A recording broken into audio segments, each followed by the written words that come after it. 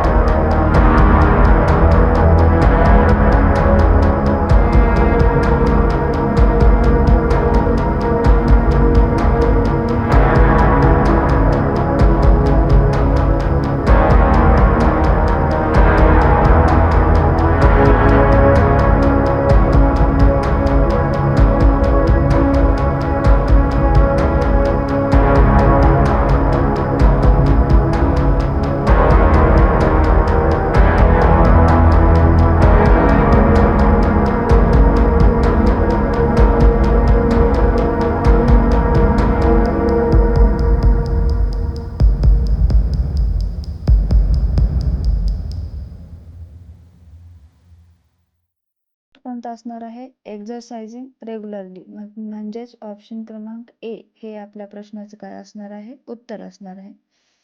त्यानंतर पुढचा प्रश्न पाहूया. What is the plural of pen? Option A आहे पेन, ऑप्शन बी आहे पेन्स, ऑप्शन सी आहे पॅन्स आणि ऑप्शन डी आहे पॅन. तर या ठिकाणी मित्रांनो पेनचं स्पेलिंग काय आहे? PEN. आणि याचं जर आपण प्लुरल केलं, मेनी केलं तर काय होईल मग? PENS. म्हणून आपल्या प्रश्नाचं अचूक उत्तर काय असणार आहे? PENS, pens. म्हणजेच ऑप्शन क्रमांक बी हे आपल्या प्रश्नाचं अचूक उत्तर असेल. त्यानंतर पुढचा प्रश्न आहे, write the opposite of black. Option A आहे स्मॉल, ऑप्शन बी आहे व्हाईट, ऑप्शन सी आहे यस आणि ऑप्शन डी आहे ट्रू. तर मित्रांनो या ठिकाणी तुम्हाला माहिती आहे की ब्लॅक म्हणजे कोणता कलर असतो? काळा असतो. आणि या ब्लॅकसाठी ॲक्युरेट वर्ड कोणता आहे? मग ब्लॅकच्या अपोजिट काय येणार? व्हाईट. म्हणजेच आपल्या प्रश्नाचं अचूक उत्तर काय असणार आहे? मग ऑप्शन क्रमांक बी व्हाईट हे असणार आहे. त्याच पद्धतीने स्मॉलसाठी काय येत असतो वर्ड अपोजिट? स्मॉलसाठी काय येईल? बिग येईल, बिग. त्यानंतर यस साठी काय येईल? नो येईल. आणि ट्रू साठी काय येईल? फॉल्स येईल, फॉल्स. त्यानंतर पुढचा प्रश्न पाहूया. Which letter come from the given fill in the blanks. आता या ठिकाणी एक फिल इन द ब्लँक्स दिलेली आहे डॅश PPLE आणि पिक्चर दाखवलेलं आहे ॲपलचं. तर या फिल इन द ब्लँक्सच्या ठिकाणी या ऑप्शनपैकी कोणते ॲक्युरेट लेटर येणार आहे हे या ठिकाणी तुम्हाला सांगायचे. तर ऑप्शन ए आहे. तर या ठिकाणी चित्रावरून तुम्ही सांगू शकता की हे काय आहे? ॲपल आहे. तर ॲपलचं स्पेलिंग काय आहे मग?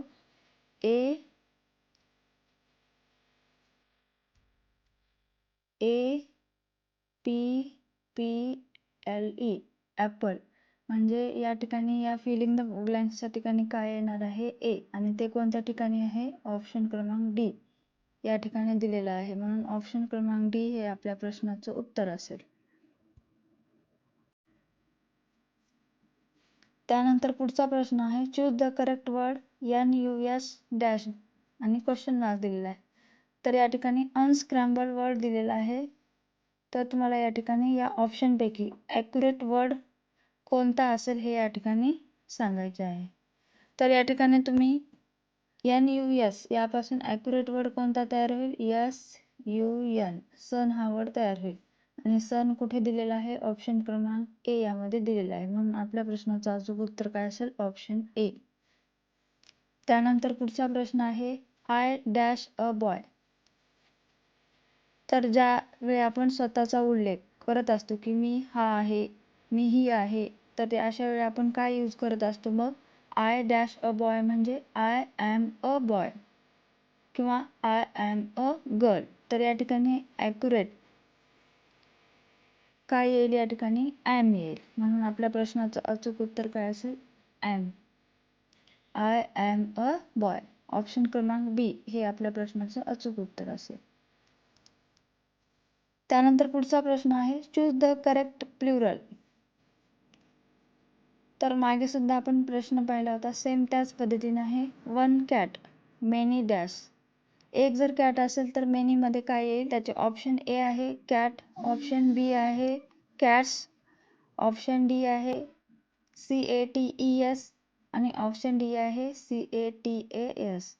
तर या प्रश्नाचं अचूक उत्तर काय असणार आहे? मग CATS म्हणजेच ऑप्शन क्रमांक बी हे आपल्या प्रश्नाचं अचूक उत्तर असणार आहे. त्यानंतर पुढचा प्रश्न पाहूया. Choose the correct preposition.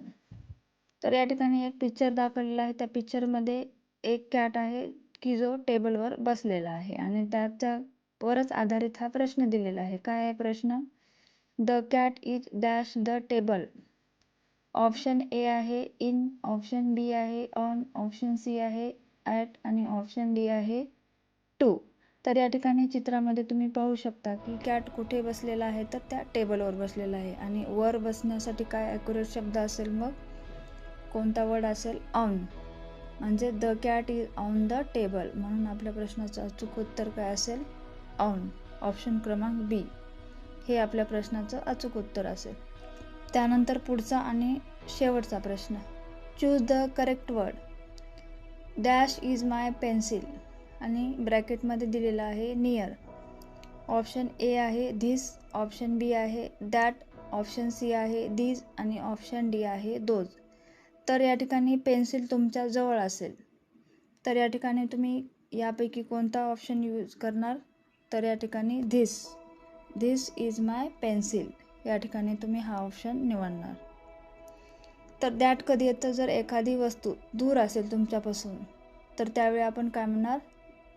That is my pencil असं या ठिकाणी म्हणू शकतो. आणि दीज कधी येत असते? वस्तू आपल्या जवळ आहे परंतु वस्तू कशा आहेत? एकापेक्षा जर अधिक असेल तर अशा वेळी आपण काय यूज करणार? दीज आर माय पेन्सिल्स असं या ठिकाणी म्हणणार. आणि दोज कधी यूज करणार आपण या ठिकाणी?